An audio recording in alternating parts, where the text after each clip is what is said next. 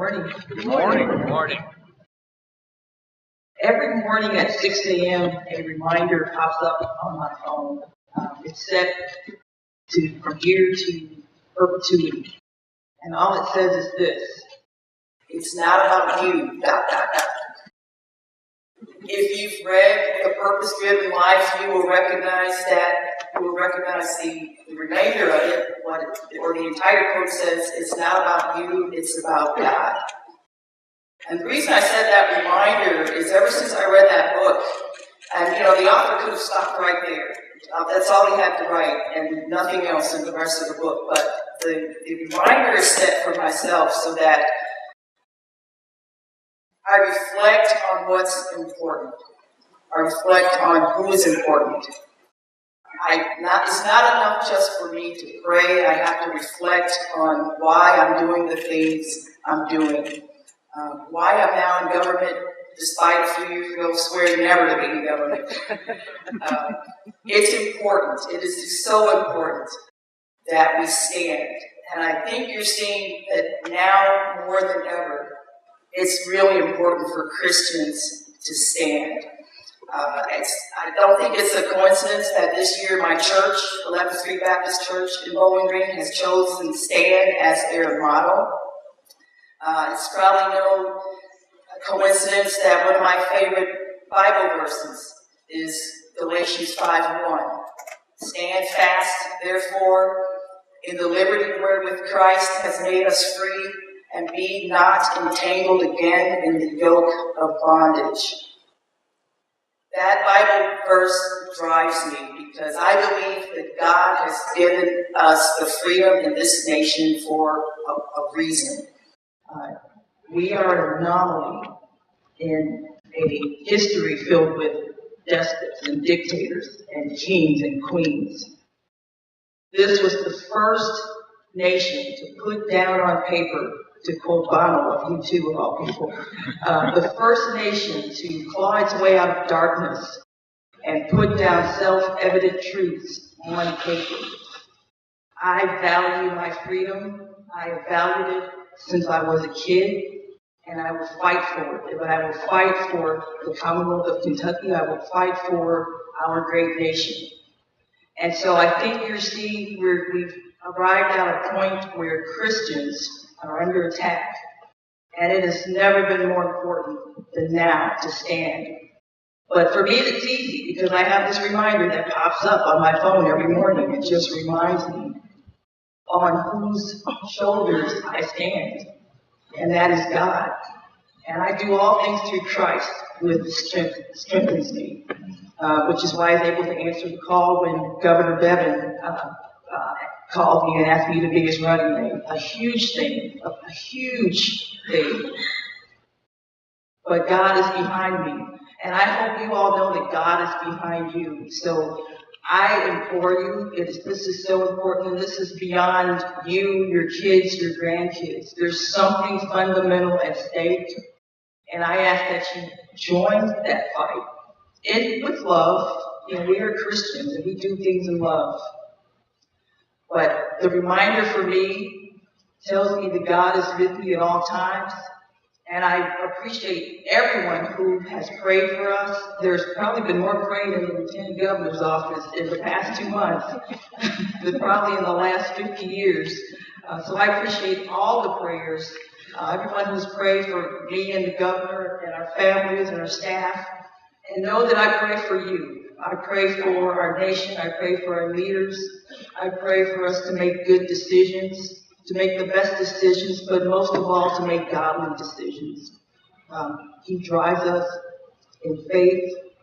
And so I ask that you have faith and stand in your faith. And thank you for being here. Thank you. How blessed we are, truly, to have somebody of the life experience, the spiritual depth, the intellectual capacity of our Lieutenant Governor, Jenean Hampton. She's an extraordinary woman. She really is. I'm honored to be able to serve with her.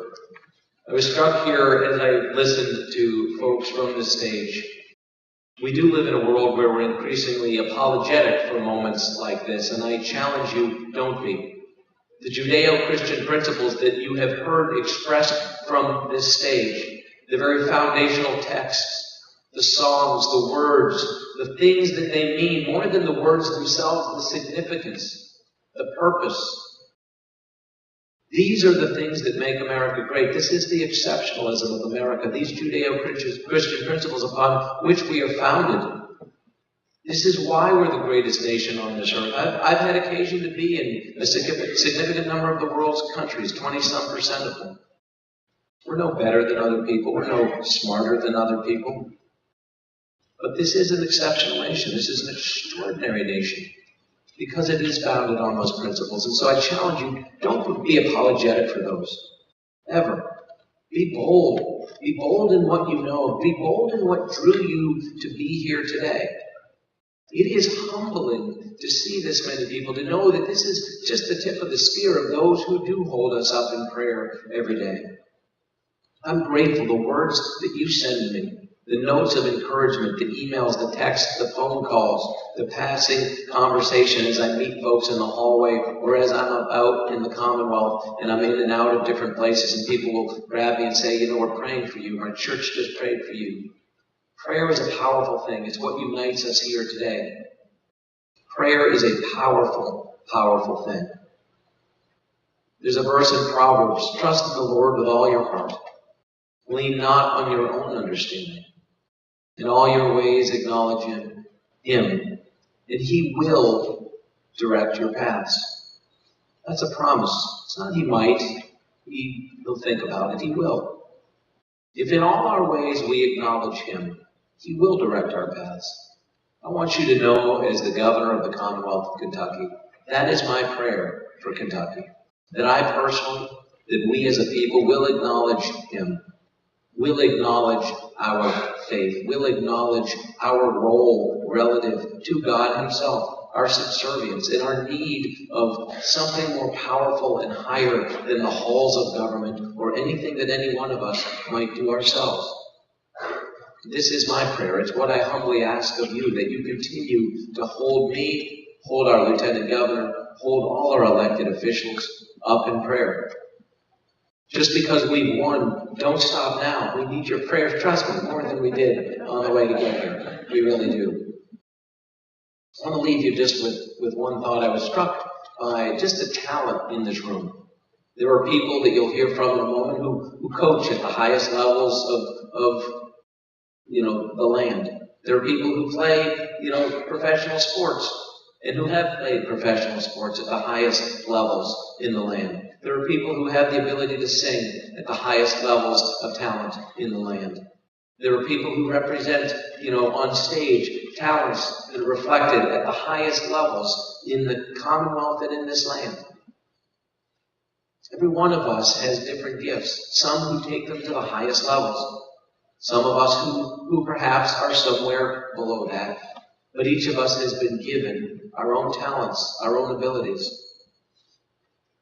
I challenge you to use those. Use them. Be a good steward of them day in and day out. Use each of those gifts to the best of your ability. Every one of us sits on a three-legged stool. It's a simple analogy, probably not even perfectly apropos. But I want to share it with you because I was struck by the fact that we live in a society that increasingly focuses on two of those legs. And yet all three is what it takes. When I was a kid, I used to sometimes sit on my bicycle. And I'd balance it, and I'd try to see how long I could balance without falling over. And truth be told, it wasn't very long, but if I had a little stick, I had a sapling that was about as big around as a pencil, and it was long. And with just that little sapling, I could balance for a long, long time. Because if I started to tip, I would just touch the ground just ever so slightly, and I could right myself, and I could balance for quite an extended period of time with a little tiny sapling. And yet, if I had tried to lean on it, it would have cracked and crumbled, and I would have collapsed. It takes three legs to balance a three-legged stool. Even though one of them might be small, it's possible. We sit on three legs. There's the physical leg, and we all are here for breakfast. Most of us have had occasion to have some breakfast. If the day gets too far away from us and our stomach is growling, we remember that we haven't eaten. And we're reminded. So there's not a day that goes by that we're not reminded of our physical leg. Many in this room work out and worry about whether they're physically fit, whether they're getting their 10,000 steps in, now that we all have little reminders about these things. These are the things that people think about. That's easy. It's easy to remember that leg of the stool. The intellectual leg, the mental leg of the stool. Again, so many people in this room intellectually curious. The gifts that are embodied in people on this stage are people who have taken that intellectual gift to the highest levels. It's easy for us to realize, hey, we're driven. We want to learn. We have an appetite, a hunger, a thirst for knowledge. And so we pour into that leg of the stool. And we keep them strong. And because they're exercised, they're strong. They get stronger. But we also sit on a spiritual leg. And so often in our society, we forget that leg. And like anything, if you don't exercise it, what happens? It atrophies. It gets weaker. And it becomes less like a leg and more like a little, sapling, a little teeny twig, a pencil. Can you balance on it? Sure, if you only touch on it just briefly, you can still stay on the stool, focused on the first two legs. But that little leg will dwindle to the point that at times when life pulls our stool somewhat out from under us or forces us quickly through loss or something unexpected over to that corner of the stool, what will happen? It'll collapse. It cannot withstand if it is atrophied, if we have not poured into it, if we have not been intentional about exercising that part of our three-legged stool. It will not sustain us. My prayer for you, for the Commonwealth, and I do pray for the people of the Commonwealth, just as I covet and ask for your prayers for me. But my prayer for the Commonwealth is that we will not forget that we sit on a three-legged stool, that we will not forget to exercise all three elements of our lives. We're so blessed in America, so blessed in Kentucky, to have the luxury, frankly, of being able to focus on two legs and thinking we can get by just fine. But there are people in this room who have at times found themselves falling on that corner of the stool. My prayer for each of you is that when that day comes, and if in fact it does, you will find that that leg of the stool can withstand you because you've intentionally focused on it. We are blessed. Prayer is a powerful thing. You are the embodiment of all that is great about Kentucky. This is my joy. This is my excitement. It was open, the very first words that were shared with us this morning was from Psalm 118:24. This is the day that the Lord has made. Let us rejoice and be glad in it. Thank you. Coach Cal is a name we all know. His success on the court is very familiar to us. This morning, I have the pleasure of introducing you to our friend, John. I say that because there's a lot you see and read about Coach Cal, but that doesn't tell you that much about John the person. John is a man who lives his faith. Despite an incredibly demanding work schedule, he attends Mass daily. John's career has had lots of highs and its share of lows. His faith has served as his compass to get him through the good times and the bad. John is an amazingly kind man who delights in doing things for others. In fact, last year, a USA Today reporter called me and asked me, "Do you mind to share with me some of the things that John has done for others that no one else knows?" My response was, "Well, if I shared with you and you reported it, then everybody would know it." Matter of fact, John does things not for attention, but to help others. Fast forward to today. Our governor, Matt Bevin, and First Lady Glenna Bevin in their first governor's prayer breakfast. Focused on becoming one with God and one with each other. So in this setting, I'm going to share with you one recent story about John.